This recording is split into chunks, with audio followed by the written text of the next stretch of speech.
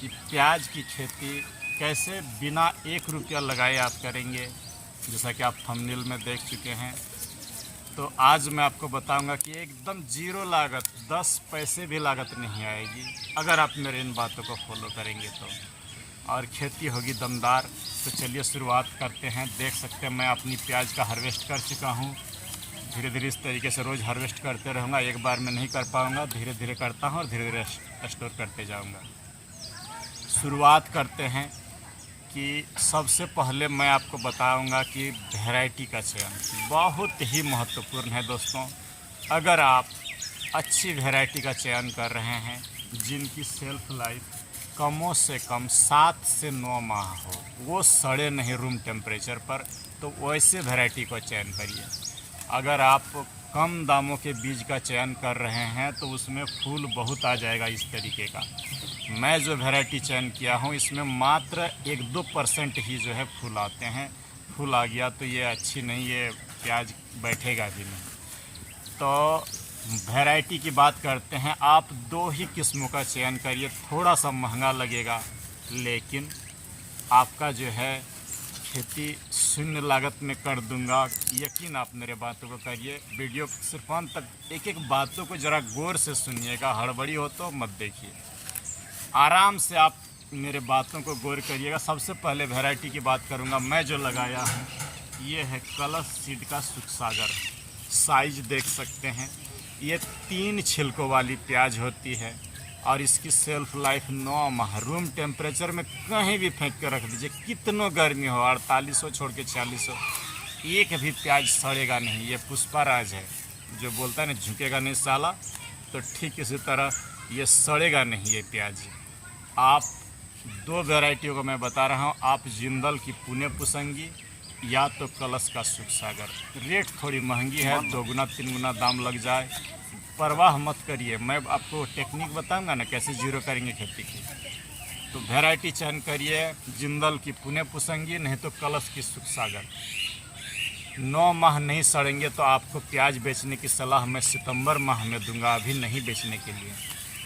तो चलिए, इसकी बुआई जो मैं किया था आप देख, इसकी बुआई मैंने 26 नवंबर 2023 को किया था। 4 माह हो चुके हैं, आज 29 मार्च को खुदाई किया हूँ। 4 माह में जो है ये मेरा 3 माह में ही तैयार हो जाते हैं, लेकिन थोड़ा अधिक दिन रख दिया हूँ ताकि ज़्यादा पक जाए तो ज़्यादा अच्छा होगा। तो अब बताता हूँ कि कैसे आप जो है शून्य लागत करेंगे खेती को, एकदम जीरो लागत। तो बीज अगर आपके प्याज के 2 किलो आपको लगाना है तो 4 किलो खरीद के लाइए, 4 किलो। और नर्सरी कैसे तैयार करेंगे मैं आपको बताऊंगा। एक भी नर्सरी नहीं गलेगी और बम्पर नर्सरी होगी। नारियल पानी, छाछ, गोमूत्र, नीम तेल दे करके बताऊंगा जब नर्सरी की समय आएगी। अक्टूबर में आपको नर्सरी डालना है और नवंबर में रोपाई करना है। तो आगे आते हैं इस पर कि 4 किलो क्यों डालने बोल रहा हूँ। अगर आप ये अच्छी क्वालिटी के नर्सरी डालेंगे तो नर्सरी को ही अपने विश्वस्त लोगों को 30 रुपया केजी के रेट से आप नर्सरी बेच सकते हैं। जितना बीज लगाए हैं, जितना खाद लगाएंगे, सारा नर्सरी बेच के आ जाएगा।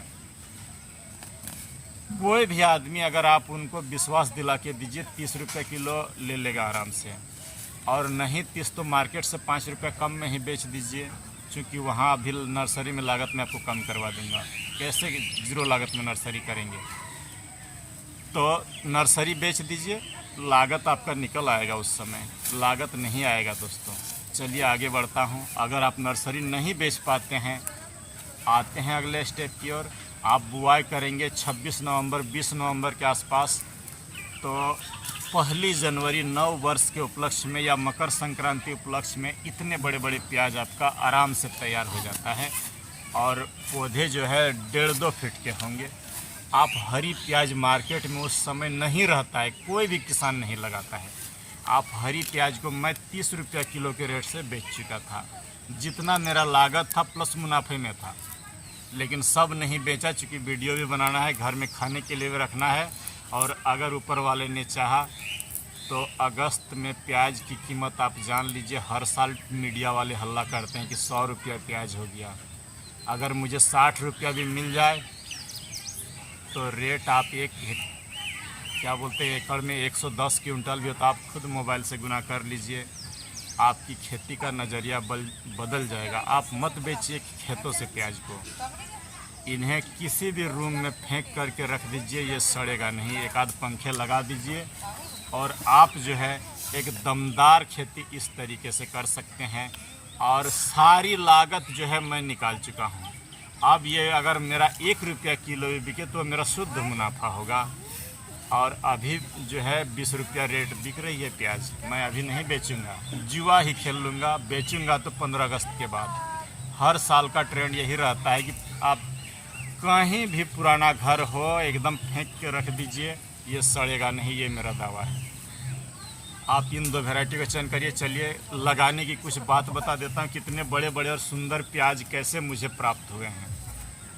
एकदम सिंपल से स्ट्रेटजी, रोपिए पहले सूखे खेत में अच्छी तरीके से जोताई करके 1 ग्राम खाद या कुछ मत डालिए, सूखे में रोपाई कर दीजिए। थोड़ा दूरी पर रोपाई करिए, घना ज़्यादा मत बोइए क्योंकि इतना बड़ा बैठेगा तो इनको इतना जगह दे के रखिए।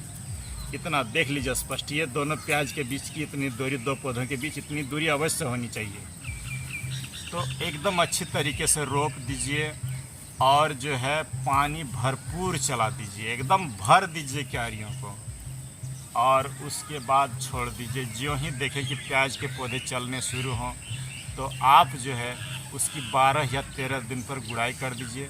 और गुड़ाई करने के बाद आप वो उसे 2 दिन धूप ज़रूर लगने दें, 2 दिन, ताकि जड़ों में ऑक्सीजन का संचार हो जाए, मेरा मिट्टी भुरभुरी हो जाए। 2 दिन धूप लगने के बाद उसमें पानी लगाना है और पानी लगाने से पहले या बाद में दीजिए तो ज़्यादा बेहतर होगा।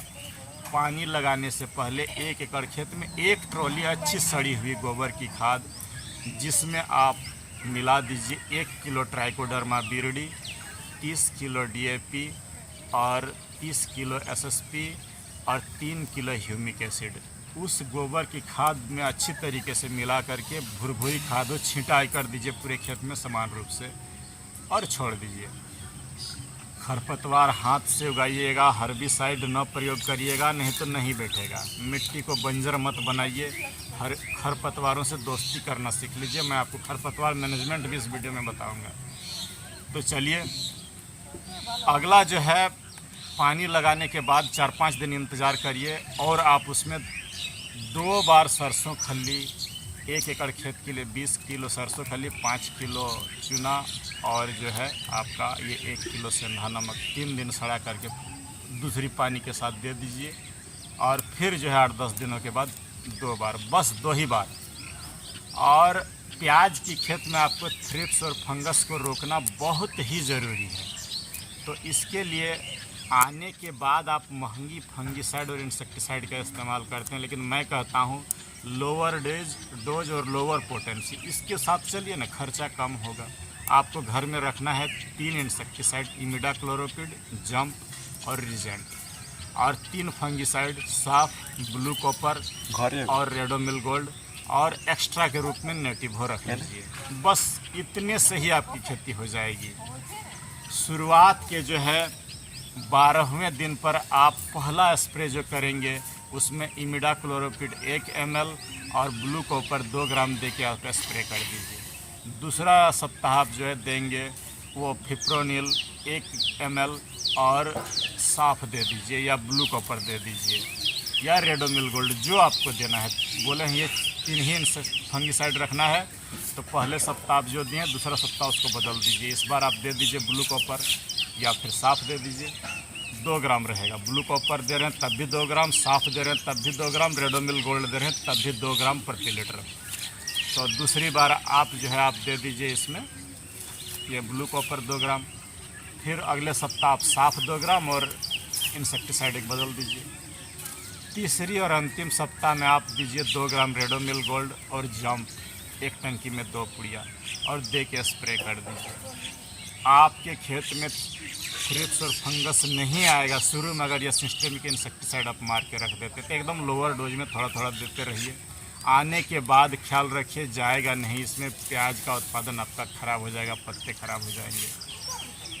अगर तब भी आप देख रहे हैं कि मेरे खेत में आ रहे हो थ्रिप्स और फंगस, पत्ते पीले पड़ रहे हैं, डंठल गिर जा रहे हैं, तो यहाँ पर अंतिम हथियार आप एक टंकी में 10 ग्राम नेटिव हो और जो है 2 पुड़िया जंप देख और कोई अच्छा सा स्टिकर मिला करके स्प्रे कर दीजिए। आएगा ही नहीं कोई बीमारी। आप टेंशन फ्री होकर रहिए, खेती को भूल जाइए, सिर्फ पानी लगाइए अब। और इतना ध्यान रखिएगा कि 80 दिन तक खरपतवार न होने दीजिए। 80 दिन के बाद जितने प्याज के पौधे जैसे बड़े हो जाए उगने दीजिए, सारा खरपतवार बहुत उगने दीजिए, ज़्यादा बेहतर होगा आपकी खेती। एकदम खरपतवारों को न यहाँ पर हर्बिसाइड प्रयोग करिएगा। इन खरपतवारों को जैसे जो भी मेरे खेत में उगाया है, मैं अपने खेत में एक डंपिंग यार्ड कोना में बनाता हूँ और उसे रखता हूँ। ये मेरे खेत के अनुकूल है तभी उगे हैं और इनसे सड़ के नाइट्रोजन, फास्फोरस, सारी पोषक तत्व ये अलग अलग किस्म के खरपतवार मुझे देंगे। मैं कोना में जो है एक डंपिंग यार्ड खेत का बनाता हूँ, उसमें ये खरपतवारों को साल भर का जमा करते जाता हूँ और बीच बीच में नीम के पत्ते ला करके जब भी मौका मिले डालते रहता हूँ उस मैंने खरपतवारों के बीच में।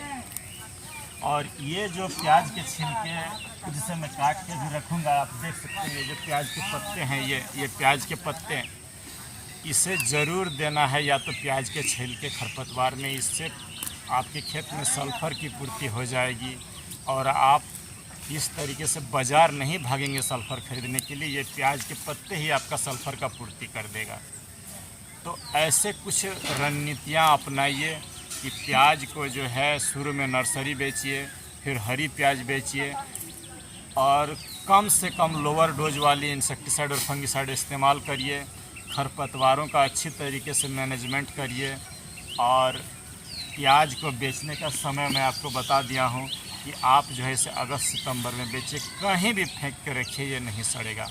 नहीं तो अपना खेत में एक टीन का शेड बना लीजिए, उस पर रखिए और बेचिए हमेशा अगस्त सितंबर में।